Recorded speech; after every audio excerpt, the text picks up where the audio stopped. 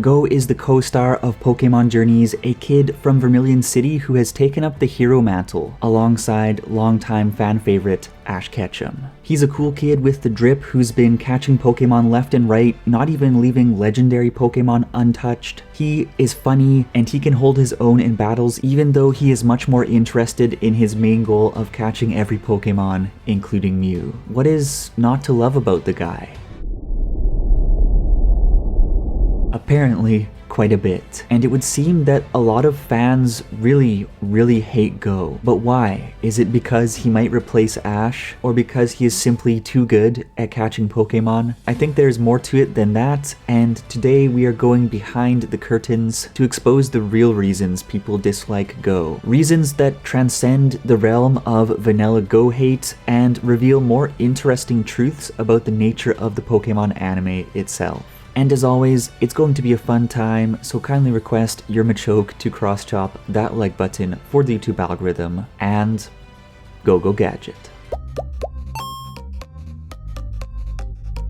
Hey everyone, it's Charles. Another season of Pokemon, another polarizing character. Here we go again. First off, let's just clarify that this is not a video hating on Pokemon Journeys or a Goh dunk fest, because really, how could you dunk on the guy? He is lighting it up out there. The purpose of this video is simply to pin down the deeper causes of the backlash we have seen towards Goh's character, and to open up the doors for discussion of these causes and about what actually makes a good Pokemon anime story. So what are the hidden reasons behind the massive amounts of Goh hate of the past year? Why does Goh come off as an irritating Mary Sue to many viewers? And what can we learn from this about the inner workings of not just Pokemon Journeys, but also of the broader Pokemon anime? Before we get to the good stuff, the meat and potatoes of the matter, let's quickly knock off a vanilla reason for vanilla Goh hate that frequently pops up when people try to rationalize the madness. One of the natural assumptions to make as to why so many viewers hate Goh, and it probably is true to an extent, is that it's merely because he disrupts the sense of nostalgia that binds a lot of us to Ash and to the long-running Pokemon anime itself, and that he does it in this obnoxious way that makes people feel like he is unfairly one-upping our boy. Historically, Ash has always been at the center of the Pokemon anime adventures, and even the best supporting characters have always played second fiddle to him and his league conquests, but now we have this other dude catching all the Pokemon people want Ash to catch and standing toe-to-toe with him, despite being a complete newbie by comparison, snagging cool Pokemon left and right, even legendary Pokemon, and breaking series norms by denying Ash even one Galar starter. But to be fair, Ash himself has been making truly historic catches in Pokemon Journeys. Dragonite, Gengar, Dracovish, a Riolu that is now a Lucario, and a Galarian Farfetch'd that may have evolved into a Sirfetch'd by the time this video goes up. Ash has hardly been slacking off. In fact, he has been doing very well. And while I understand viewers' proxy envy of Goh, the new kid on the block who has achieved seasons worth of development in just over a year, Goh himself is actually pretty likable as a character. He's fun, he's had a handful of good focus episodes, and he has this whimsical side to his character that contrasts with that of Ash, and the gap in their reactions to various situations is pretty funny to watch. So while I'm sure that nostalgia does play a role, and we do want to see Ash catching all kinds of cool Pokemon, even though we can't forget that his #1 priority is to raise a powerhouse team for the World Coronation series, whereas Goh's is actually to catch things. I think that a related but totally deeper and more big brain reason as to why Goh triggers people isn't Goh himself, but how the relationship between him and Ash is structured to begin with. The dual protagonist setup of Pokemon Journeys is something new to the Pokemon anime. As mentioned, previous seasons have always put Ash in the lead position, and the other members of his party, while interesting and undergoing development, have always been support characters more than anything. Paying equal attention to two lead characters has really shaken up the overall narrative structure as well as the content of episodes on an individual basis, but it has also created some awkward distortions portions that have really impacted the development of both Ash and Goh. Firstly, Goh's goal to catch every Pokemon and Ash's goal to battle to the top of the World Coronation series are pulling the series in two different directions. And while this has resulted in a more comprehensive adaptation of the Pokemon video game formula, from a storytelling perspective, this attention split has resulted in episodes that feel more confused about what they are supposed to be than Windows 8, while also depriving both characters of development that may have satisfied long-term Ash fans, while also making Goh non-fans much more receptive of him. To put this in perspective, if I am not mistaken, thus far we have had 10 Ash-focused episodes, 13 Goh-focused episodes, 6 Chloe-focused episodes, Team Rocket have had a couple, and the rest have either been focused on both Ash and Goh, or not had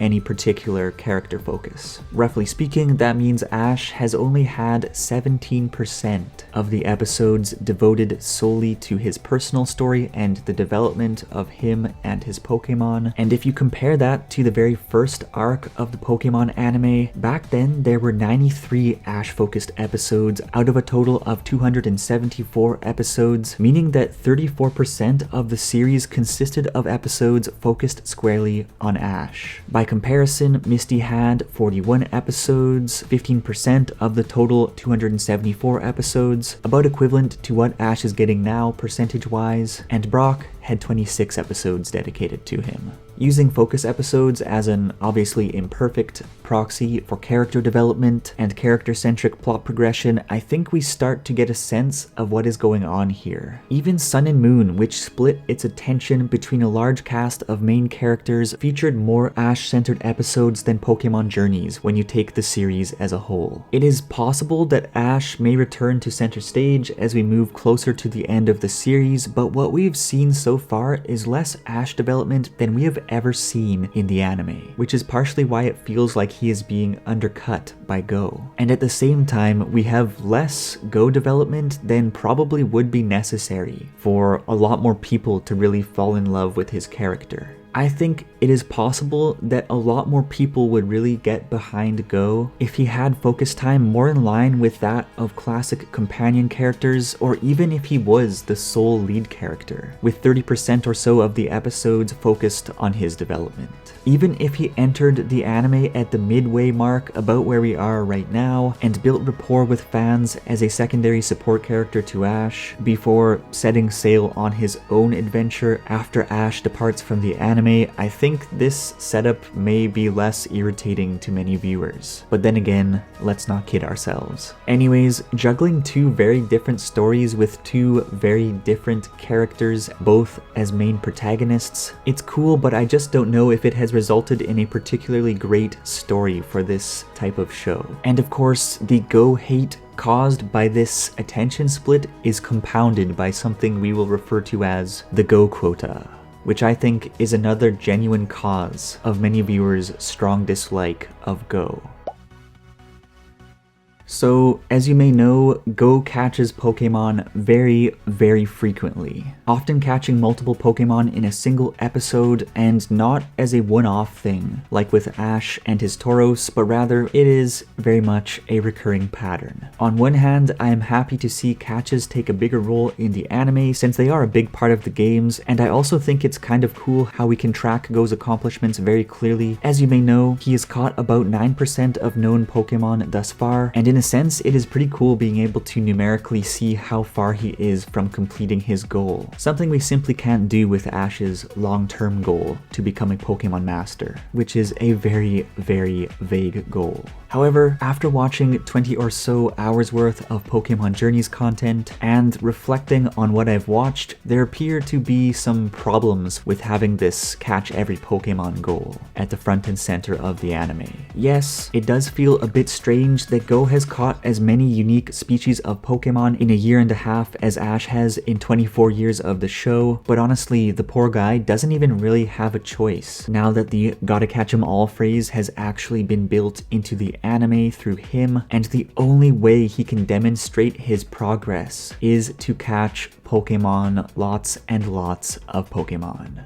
That is to say that the issue of splitting the focus of the Pokémon journey's narrative in a way that may not exactly make for a compelling story structure to begin with is only compounded by the fact that Goh has to relentlessly catch Pokémon simply to show that he is progressing as a character, which has resulted in tons of off-screen catches, as well as on-screen magic hands easy catches just to be able to free up enough time outside of catching things to tell a halfway decent story. And together with the self-contained episode format and the dual protagonist structure, I think the Goh Quota has really hurt the overall quality of storytelling in Pokémon journeys, as the writers have essentially forced themselves to keep this catch machine moving forward, making Goh at times seem like a bit of a Mary Sue, or that one lucky twit at school for whom everything seems to just magically work out, something that has understandably been fairly grating for a lot of viewers. Moreover, the catch mania has more or less undermined the value that catches have had as a storytelling device over the past 24 years by churning out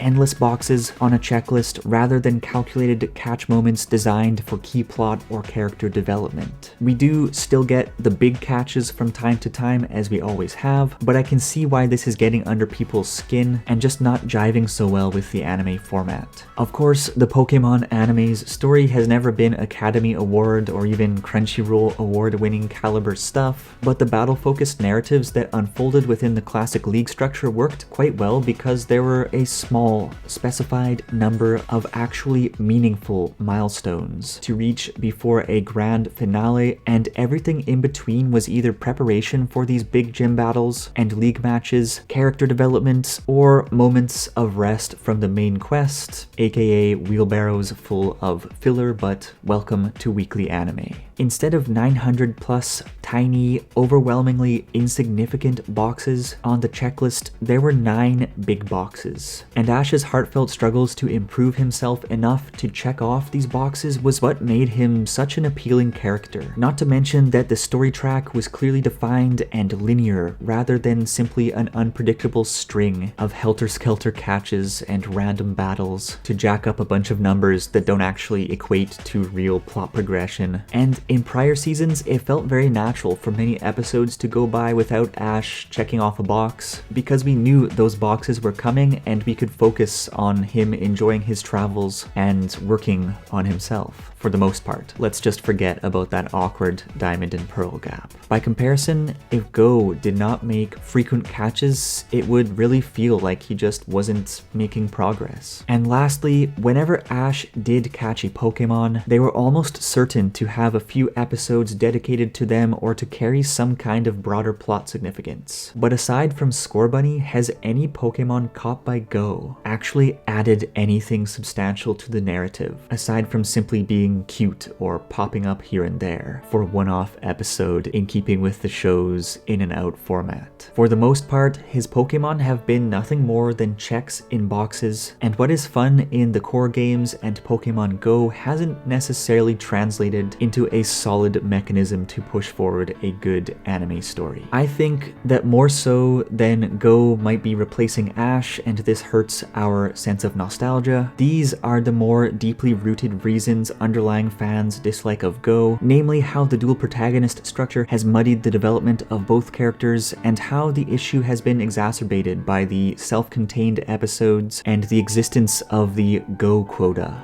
And yet, when it comes down to it, I think that both Pokémon Journeys itself and Goh himself still have many good qualities worth discussing, perhaps in another video, and personally I actually do like Goh. It's just a shame that the writers have forced themselves to force him to run the catch gauntlet at the expense of focused storytelling. Then again, we all have demanding bosses or demanding customers, so maybe we just need to cut Goh some slack.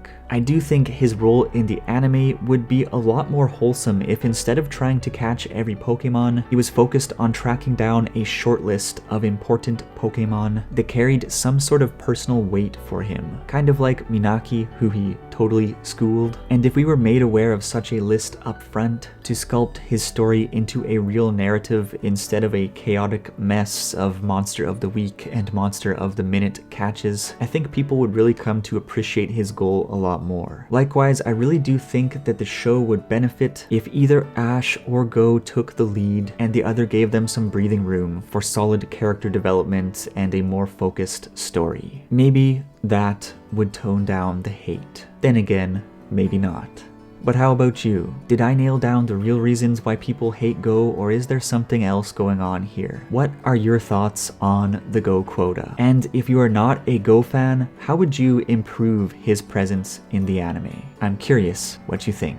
Well, have a great day everyone, and as always, let's chat.